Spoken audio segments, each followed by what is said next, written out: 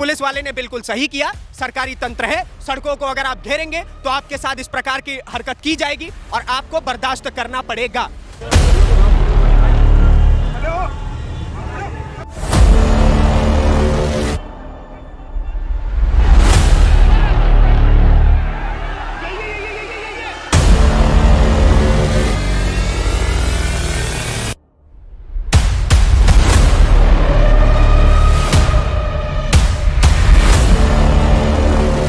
बाद की फुटेजेस किसी ने नहीं देखी कि उस पुलिस वाले के साथ क्या हुआ, खड़े होकर के भाई साहब उसका मॉब लिंचिंग हुआ। इससे पहले अगर आप लखनऊ जाएंगे वहां सड़कें जाम हुई, कर्नाटका, केरला, साउथ के कई स्टेट्स में, बंगाल में, हर जगह पे इन्होंने सड़कें जाम करी। आपको हफ्ते में एक बार बैठना है, ठीक है, अपने घर बैठ के कर लो भाई, और कहीं जा करके कर लो, तुम्हें जरूरी है सड़कें ही जाम करके करना है।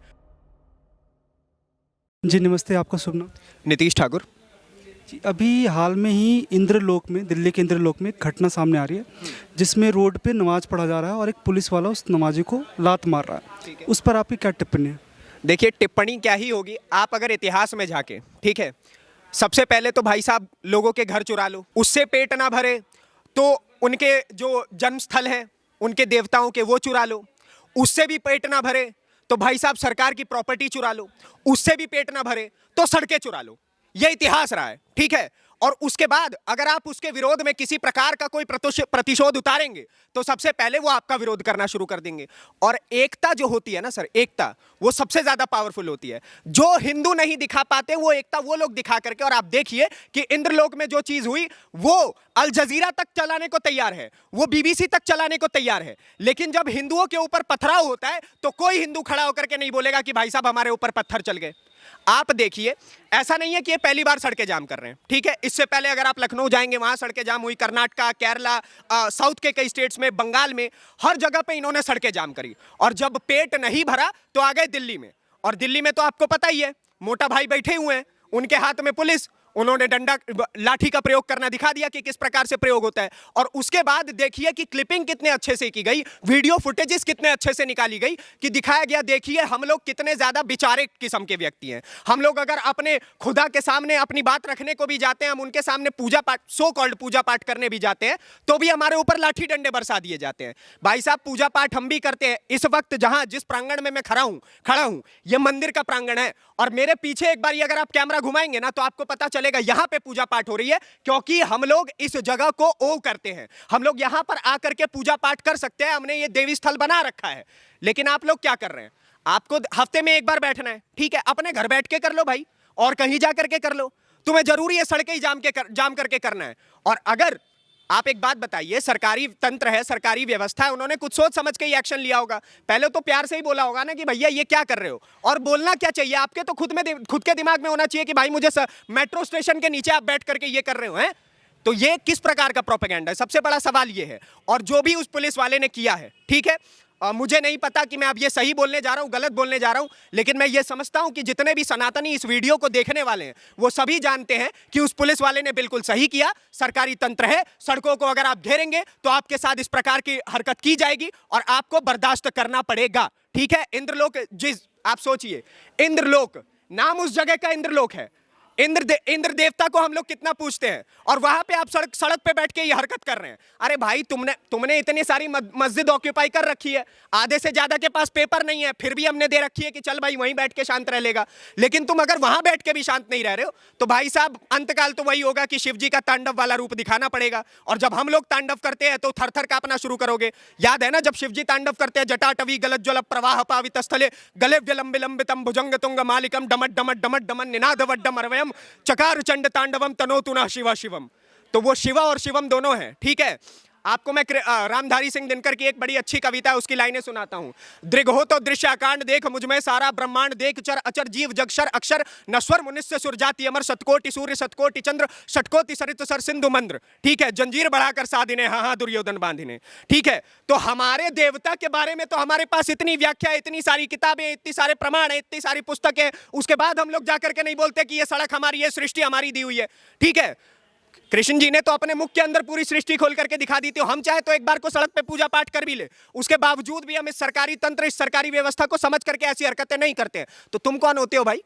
और उसके बाद अगर हम बोलेंगे तो तुम करो तो अब रासलीला, हम करें तो कैरेक्टर है ढीला। गजब हाल है भाई। विपक्ष का कहना है कि ये चीज़ें प्यार से भी हो सकती थी, नमाजियों के साथ गलत किया गया। आहा, विपक्ष के मतलब मुझे तो ये बात सुनते ही हंसी आ जाती है।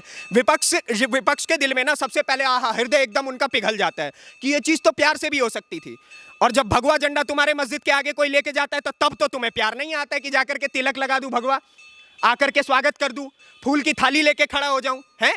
उस समय कुछ नहीं याद आता है। और जब आपका रोजा इफ्तारी होता है तो हम लोग रूह अफ़ज़ा लेकर के खड़े होते हैं ऐसे कि भाई साहब आइए, स्वागत है आपका, ठीक है? तो अंतर यही है। और विपक्ष उस समय कुछ नहीं बोलता है जब वो लोग बंगाल में हमारे ऊपर पत्थर मारते हैं। विपक्ष उस समय कुछ नहीं बोलता है जब उत्तर प्रदेश के लखनऊ में हमारे ऊपर पत्थर मारे जाते हैं। विपक्ष उस समय कुछ नहीं बोलता है जब कर्नाटक में हमारी बहन बेटियों को कन्वर्जन किया जाता है उनका, ठीक है, लव ट्रैप में फंसा करके। विपक्ष उस समय में कुछ नहीं बोलता है जब हमारे ऊपर 101 प्रकार के अत्याचार होते हैं, तब उस समय विपक्ष के मुंह में दही जमी होती है। राहुल गांधी उस समय न्याय यात्रा करते हैं और उस न्याय यात्रा, जब उनकी न्याय यात्रा बंगाल में होती है तो आपको याद होगा कि उसी बंगाल में संदेश खाली में सैकड़ों महिलाओं के साथ बलात्कार हो रहे होते हैं और राहुल गांधी के मुख से एक शब्द तक नहीं निकलता है। तो क्या यह विपक्ष का दोगलापन कहूं मैं इसे?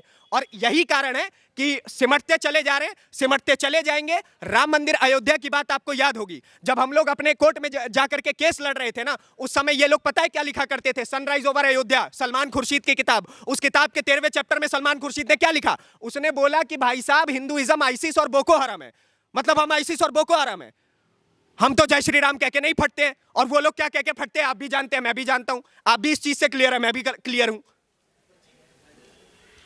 पुलिस वाले को तुरंत कार्रवाई के तहत सस्पेंड कर दिया गया है। हाँ। इस पर आपकी क्या राय है? क्या करना चाहिए था ऐसा? ऐसा करना चाहिए था। मैं अगर क्लियर बताऊं तो मैं इस सो कॉल्ड कानून व्यवस्था के खिलाफ हूं, ठीक है? जो बाबा साहेब अंबेडकर ने, मैं उनकी रिस्पेक्ट करता हूं, उन्होंने कानून लिखा, उन्होंने इतना बड़ा संविधान लिख दिया।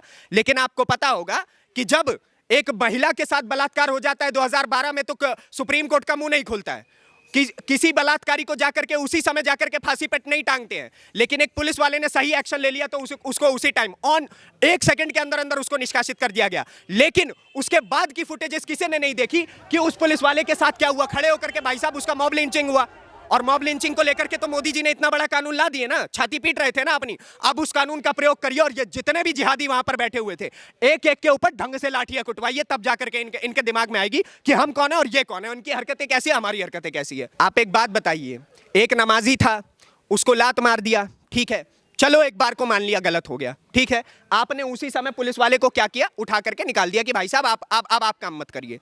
और जब वही सो कॉल्ड नमाजियों ने पूरा का पूरा थाना फूंक दिया उत्तराखंड में राइट्स हो गए उनकी वजह से हल्द्वानी में, तो उस समय तो आपने किसी को नहीं बोला कि तू भाई बांग्लादेश उठ के निकल जा।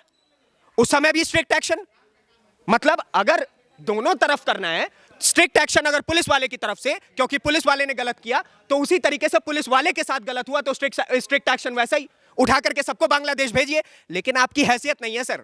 आपको पता है क्या है? आप अपने आप को सेक्युलर का सूरमा बन के दिखाना चाहते हैं, ठीक है? और अगर सेक्युलरिज्म ऐसा होता है तो लात मारते हैं हम लोग इस सेक्युलरिज्म पे, ठीक है? और मजबूरी है हमारी कि हम अपने ही चीजों के लिए खड़े होकर के आप एक बात बताइए, ये इंटरव्यू कहीं पे भी शूट हो सकता था, लेकिन मंदिर प्रांगण में करने का यही कारण है क्योंकि हम लोग अपनी असलियत दिखाना चाहते हैं कि हम लोग अपनी जमीनों को खरीदते हैं, बनाते हैं, प्यार से संजाते हैं, संजोते हैं। हमारी महिलाएं यहाँ पे दिन रात अगरबत्ती लेकर के आती हैं, हमारी माता बहनें सब आती हैं, सब दिया दिखाती हैं, अपने प्रभु का मौत मनाती हैं, ठीक है? और वो लोग क्या करते हैं? कहीं भी खड़ा होकर के चिल्ला देना। आपने डेसिबल्स तय कर रखे थे, उस डेसिबल पे आप चलिए मेरे साथ, आप बताइए दिल्ली का कौन सा मस्जिद खड़ा उतरता हो? एक भी मस्जिद खड़ा नहीं उतरेगा कि उस डेसिबल के पैमाने पे वहां पे अजान चल रहा हो। अधिकतर ऐसा होगा सर। आप मेरे साथ जहांगीरपुरी चलिए, आप मेरे साथ सीलमपुरी चलिए, सीमापुरी चलिए, सबके सब तो मिनी पाकिस्तान है। आप खुल करके निकलेंगे आपको पता चल जाएगा सबको मिनी पाकिस्तान बोला जाता है, और तब किसी के मुख से कुछ नहीं निकलता है। सर यही समस्या है इस देश की कि जो बहुसंख्यक है वो अल्पसंख्यक बन के जी रहे हैं, और जो अल्पसंख्यक है वो बहुसंख्यक वाला व्यवहार कर रहे हैं। यही इस देश की सबसे बड़ी समस्या है, विडंबना है। एक तरफ की सच्चाई तो दिखाई जा रही है कि पुलिस वाले ने नवाजी को लात मारा। दूसरा सच ये भी है कि पुलिस वाले के साथ भी लिंचिंग होता है। एक भीड़ तुरंत इकट्ठा हो जाती है जो पुलिस वाले पर टूट पड़ती है। अभी हाल फिलहाल एक वीडियो वायरल हो रहा है जिसमें बहुत भीड़ है, और उस भीड़ से जिस पुलिस वाले ने नवाजी को लात मारा था उसको ले जाया जा रहा है, और उस भीड़ में उसको मारने वाले बहुत हैं। तो इससे क्या समझेंगे कि जहाँ घटना घटा वो लोग हैं, ठीक है, हिंदू का इलाका है या कह सकते हैं बहुसंख्यक हिंदू हैं, तो वहाँ भी 2 मिनट 5 मिनट लगते हैं उनको इकट्ठा होने में, भीड़ आने में। तो ये मतलब इसको किस तरह से देखा जाए, इसको किस तरह से लिया जाए? आप एक छोटी सी बात देखिएगा सर, कितना प्लानिंग के साथ ये सब कुछ हुआ। जो बंदा वीडियो बना रहा था वो कौन था? मुस्लिम था। उस समय नमाज चल रही थी, तो तू कौन सा बहुत अच्छा मुस्लिम है जो तू नमाज नहीं पढ़ रहा था उस समय पे? अगर वो लोग पढ़ रहे थे तो तू भी तो मुस्लिम है भाई। तू भी उस समय सड़क पे बैठकर नमाज पढ़ रहा होता, बोलता कि हाँ भैया मैं इनके साथ हूं, तब तू वीडियो बनाता। लेकिन तू तो नमाज पढ़ ही नहीं रहा था। इसका मतलब मैं क्या मानूं? तेरे मुस्लिम होने पे विस्मयादिबोधक चिन्ह लगाऊं? बोलूं कि तू सच्चा मुसलमान नहीं है? नहीं बोल सकता ना मैं। षड्यंत्र देखिए कितने अच्छे से रचाया गया। और आप जब वहां पे देखेंगे तो एक छोटी सी रॉ है, पतली सी रॉ है उस वीडियो फुटेज में। उस रॉ में आपको अधिक से अधिक 12 से 15 आदमी दिखेंगे, अगर 5 या 4 आदमी के हिसाब से गिने। वहां पे मैं सबसे अधिक 24 आदमी मान लिया मैंने। और उस 24 आदमी, वो 24 आदमी 1 मिनट के अंदर अंदर 100 आदमियों में तब्दील हो जाते हैं। तो आप इतनी जल्दी भी तो प्रजनन नहीं कर पाएंगे महाराज। ठीक है, आपका रेशियो बहुत ज्यादा है, आप बोलते हैं कि भैया हम बच्चे पैदा करने में आगे हैं। तो ये थोड़ी है कि सड़क पे आप नमाज पढ़ रहे थे, 15 सेकंड के अंदर आपने 100 बच्चे पैदा कर दिए और वो मॉब लिंचिंग करने लग गए। ये भी तो गलत है ना। तो आप देखिए कि षड्यंत्र कितने अच्छे से रचाया गया। जो आदमी केवल 20 थे, मिनट के अंदर वो 100 हो गए। और वो देखिए, सवाल तो ये है कि वो 20 नमाज पढ़ रहे थे तो वो 80 वहां क्या कर रहे थे? आप नमाज क्यों नहीं पढ़ रहे थे? आप भी तो पक्के मुसलमान हो सकते हैं, 5 वक्त के नमाजी हो सकते हैं। डोंग की नमाज पढ़िए, रात्रि की नमाज पढ़िए, सांझ की नमाज पढ़िए, 5 बजे की, 2 बजे की। इनसे ज्यादा तो मैं जानता हूं सर इनके बारे में, ठीक है। तभी इतना ज्यादा इनकी हैसियत दिखाने की सीमा रखता हूं और इतना प्राउड रखता हूं, ठीक है। और सुनिए, अब कई लोग, पता है इसमें बड़ा सवाल हमसे ये करेंगे कि आप लोग भी तो सड़कें घेर के पूजा करते हो भाई, आप लोग भी तो करते हो, आप लोग झांकियां निकालते हो। भाई साहब, आप मेरे साथ चलिए। दिल्ली में एमसीडी का जो दफ्तर होता है, इस वक्त हम लक्ष्मी नगर में खड़े हैं, हम लोग कोई भी रैली निकालते हैं, हम लोग किसी प्रकार का पूजा पाठ करते हैं, हवन करते हैं, हमारे बच्चों का विवाह होता है गलियों में, तो भाई साहब आप मेरे साथ एमसीडी दफ्तर चलिए। उन्होंने एक एक चीज का डेटा लिख रखा होता है कि भाई साहब इतने तारीख को ये है तो ये वाली सड़क जो है वो जाम रहेगी। एमसीडी दफ्तर में ऐसा होता है। मैं सवाल करता हूं, क्या उन्होंने नमाज पढ़ने से पहले ये सब कुछ जो भी ऑफिशियल दफ्तर हो सकता है वहां पे दिया था? नहीं दिया था। तो हम पे सवाल करने से अच्छा है कि अपने आप से सवाल करो और सुधर जाओ। अभी भी मौका है, अभी भी समय है, क्योंकि अभी तो चाय वाला है, जिस दिन गाय वाला आ गया उस दिन बहुत ज्यादा दिक्कत हो जाएगी भाई। सरकार जितने समझदारी से इनके एक्शंस को समझती है, उतनी समझदारी से हमारे एक्शन को समझे। अगर हमारी बहन बेटियों के साथ कन्वर्जन हो रहा है तो आप उसके खिलाफ एक्शन लीजिए। और ध्रुव राठी जैसे लोग खड़े होकर के इस पे वीडियो बनाने लग जाते हैं कि भाई साहब ये तो एक ही महिला के साथ हुआ, क्या प्रूफ है कि ये 1000 के साथ हुआ हो? इसके ऊपर बहुत अच्छा रिप्लाई ये है कि अगर आप किसी कॉल सेंटर में काम करते होंगे तो आपको पता होगा कि किसी एक आदमी को आपको अगर लोन देना हो ना, तो आपको कम से कम 1000 आदमी को अप्रोच करना पड़ता है। तो वो जो एक महिला का कन्वर्जन हो रहा है, हमारी हिंदू बेटी का कन्वर्जन हो रहा है, तो उसके लिए कम से कम 1000 बहन बेटियों के ऊपर प्रयास किया जा रहा है, जिसमें कोई एक बच्ची फंसती है तो उसके ऊपर कोई टिप्पणी नहीं। उसके ऊपर अब देखिए, राष्ट्रीय स्वयंसेवक संघ के कार्यकर्ताओं को कर्नाटका में मारा जाता है, किसी सरकार का मुख नहीं खुलता है। आरएसएस जिस गढ़ में मजबूत नहीं है, वहां पे देखिए क्या नारे लगाए जाते हैं? पाकिस्तान जिंदाबाद। असेंबली में ये नारे लगते हैं, कर्नाटका में ये नारे लगते हैं इनके इलेक्शन जीतने के बाद ही। बंगाल आप मेरे साथ चलिए, बंगाल में यही चीज है। आप मेरे साथ और किसी पंजाब में चलिए भाई साहब, पंजाब में कन्वर्जन देखिए। तो हम जहां बहुसंख्यक नहीं है वहां हम मार खाएंगे। और सोचिए कि दिल्ली में बहुसंख्यक होने के बावजूद जहांगीरपुरी में पथराव हुआ। और आपको मैं एक बात बता दूं, उस समय मैं उसी जहांगीरपुरी में खड़ा था सर, ठीक है। और सोचिए कि अपने प्रभु का नाम लेने पे अगर हमें पत्थर पड़ते हैं तो ये हमारे लिए पृथ्वी, ये भारत भू जिसे हम लोग बोलते हैं भारत हमारी माता है, वो तो हमारे लिए नर्क के बराबर हो जाएगा ना सर।